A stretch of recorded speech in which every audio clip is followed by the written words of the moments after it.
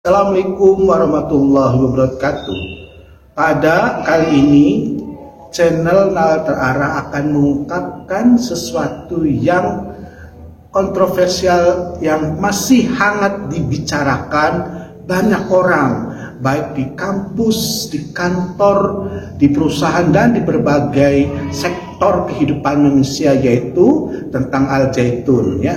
Nah, mungkin para pemirsa melihat Al-Zaitun ini pada satu sisi adalah potensi umat Islam untuk menunjukkan pendidikan, tapi sisi lain, di balik sistem pendidikan Al-Zaitun juga mengundang kontraproduktif masyarakat.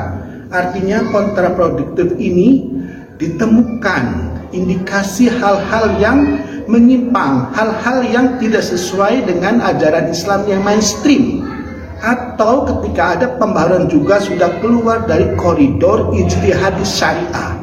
Nah, baiklah para pemirsa, saya akan mengupas tipis-tipis dan akhirnya bisa kita pahami dan kita bisa mencari solusi sehingga pemirsa bisa mengambil kesimpulannya masing-masing. Nah, kalau kita lihat akhir-akhir ini Zaitun itu semakin menggejala kontraproduktifnya, atau dia bahasa yang kerennya itu nyelenehnya, ya. Kenapa? Nah, kalau secara psikologis, mungkin ini karena Zaitun yang dulu booming. Nah, lama-kelamaan menjelang abad 22 ini agak-agak merosot. Nah, mungkin di situ pimpinan dan yang lainnya ingin mengeksiskan kembali. Nah, salah satu caranya, dugaannya, dengan eksisnya ini dia memberikan lontaran-lontaran yang mengundang masyarakat, terutama Muslim, ingin memperhatikan Al-Zaitun. Nah, ini dugaan-dugaan secara psikologis, ya. Walaupun perlu diuji lagi dugaan psikologis ini. Karena apa? Karena dari rentetan sejarah Al-Zaitun yang didirikan di Indramayu tahun 1999 merupakan pesantren yang paling besar di Asia Tenggara.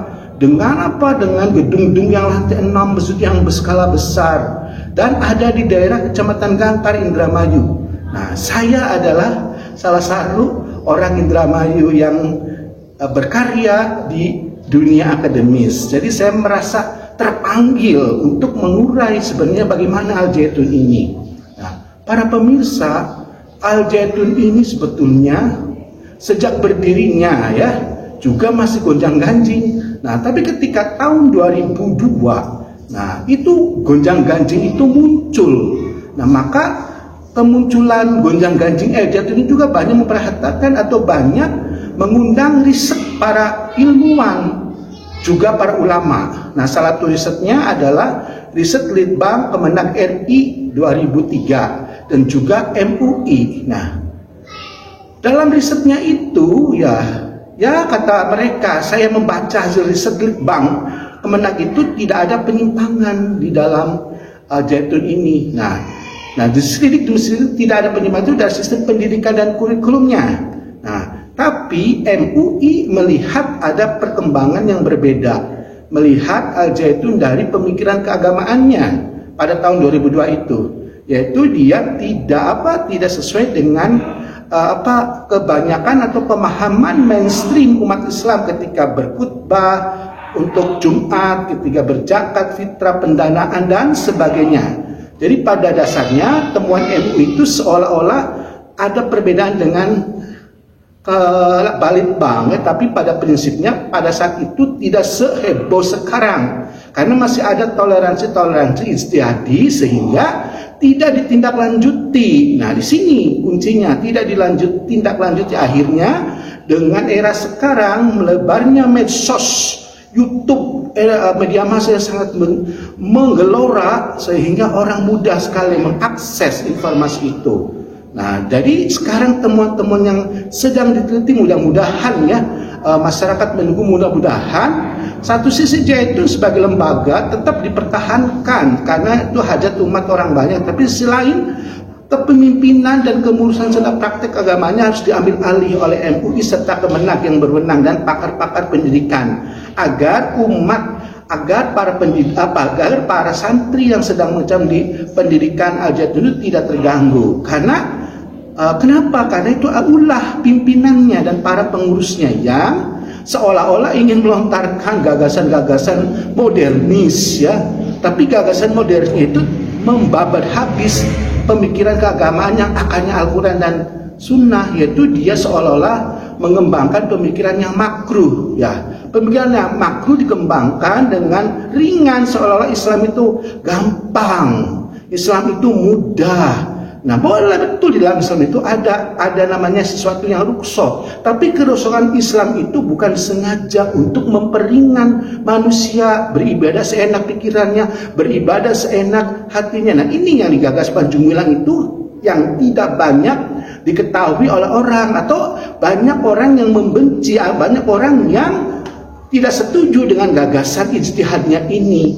Karena apa? Karena Islam sudah jelas. Aturan ijtihad itu sudah jelas, dan konten-konten ijtihad itu tidak akan menghilangkan nafas dari ruh, dari syar'i. Nah, oleh karena itu, kalau kita lihat secara psikologisnya, nah, pimpinannya ini ingin mengangkat Islam sebagai agama yang seolah-olah dipahami sepanjang zaman, bukan dengan cara menghilangkan hal-hal yang sudah beretika, yang sudah ada nas Qur'annya dan hadisnya. Karena apa? Karena kalau menghilangkan berarti apa, ada indikasi pelecehan atau penodaan agama, atau bahkan bermain-main dengan ajaran Islam. Nah, berarti kalau begitu hal seperti ini harus kita klarifikasi, harus kita luruskan. Karena kalau tidak diluruskan, pesantren Zaitun itu besar, nanti penerusnya itu seperti itu karena dia adalah seorang pemimpinnya. Makanya alhamdulillah kita berterima kasih sehingga pesantren Zaitun ini dengan kepemimpinan Panji Gumilang ini bisa tercium oleh pemerintah pusat, bisa para Bareskrim itu mengundang Panji Gumilang untuk wawancarai bagaimana dia sampai mengundang kontraproduktif di masyarakat Muslim ini. Nah, juga Menteri kita Mahfud MD juga mengindikasikan ada tindak pidana. Nah, tindak pidana yang dilanggar, diantaranya apa? Pelecehan agama, penyimpangan agama, dan yang lain-lain. Nah, jadi para pemirsa, kita sangat prihatin sebetulnya secara pribadi pada Panji Gumilang, juga pesantren Zaitun pada umumnya. Karena apa? Karena Panji Gumilang sendiri itu eksklusif ya, jadi pemimpinan di Al-Zaitun eksklusif. Nah, ini yang kurang baiknya ketika pendidikan itu eksklusif, tidak bekerja sama dengan dunia luar, tidak bekerjasama secara transparan, maka ujungnya dia eksklusif, seolah-olah apa yang dikeluarkannya itu adalah dari Tuhan, atau apa yang dikatakannya itu suatu hal yang baru yang dianggapnya direstui oleh Tuhan. Padahal kalau dikaji secara akademik justru itu adalah bertentangan dengan hati nurani dan pikiran Islam yang fitrah. Karena apa? Karena di dalam Islam itu ada pembeda. Ketika orang berijtihad basisnya filsafat dengan basisnya agama atau Al-Quran hadis dan basis empirik itu berbeda. Ketiga hal ini kebenarannya walaupun sama-sama benar saling meniadakan atau saling masing-masing berdiri sendiri. Artinya ketika kebenaran Islam berdiri sendiri, maka salah satu saling dinafikan. Misalnya seperti Panji bilang, menganggap sholat itu, nah softnya itu harus jauh karena apa? Takut bau. Nah, ini dasar pemikirannya apa? Dasar pemikiran falsafah, bukan dasar pemikiran nas. Nah, kenapa? Kalau pemikiran agama, apapun yang dilakukan selama itu tidak mengganggu, kita jalankan samina wa ta'na dengan logika yang sehat. Nah, begitu juga pemikiran Panji Gumilang ini akan mengadakan khotbah Jumat wanita. Ini seolah-olah menggambarkan gender ya. Gender itu boleh, tapi dalam hal tertentu, tidak dibabat semuanya. Kenapa? Karena ada aturan-aturan yang lebih beruang untuk persamaan emansipasi wanita. Tapi dalam masalah hal-hal yang wajib, yang mutlak, itu tidak dibenarkan seorang wanita menjadi imam atau menjadi khotbah Jumat. Nah, ini hal-hal yang dianggap kontraproduktif Panji Gumilang oleh masyarakat Muslim pada umumnya. Sehingga kita menunggu, harus bersabar. Kita umat Islam, kejadian kemarin di demo, itu salah satu responsif masyarakat Indramayu terhadap kehadiran Panji Gumilang yang seolah-olah eksklusif. Nah, kenapa? Karena dia seolah besar, tapi dengan cara ekspos yang membuat gaduh, maka ini yang akan meruntuhkan Al-Zaitun. Makanya polisi siap siaga, jangan dihancurkan Al-Zaitunnya, gedungnya, jangan ditiadakan santrinya, pendidikannya. Itu terus dipertahankan, itu aset bangsa. Sehingga nanti penanganannya ditangani oleh Menteri Agama dan juga MUI serta masyarakat Islam pada umumnya. Yang kita perbaharui adalah kepemimpinannya dan cara-cara kepengurusannya ketika mempraktikkan ibadah Islam. Yang mudah-mudahan hal seperti ini bisa kita selesaikan sehingga perkembangan pendidikan yang khususnya pondok pesantren bisa berjalan dengan lancar. Nah, demikian uraian singkat tentang Al-Zaitun yang selalu menjadi viral hingga kini, bisa dipahami oleh masyarakat muslim khususnya di Indonesia dan masyarakat muslim dunia pada umumnya. Sebagai kata akhir, wassalamualaikum warahmatullahi wabarakatuh.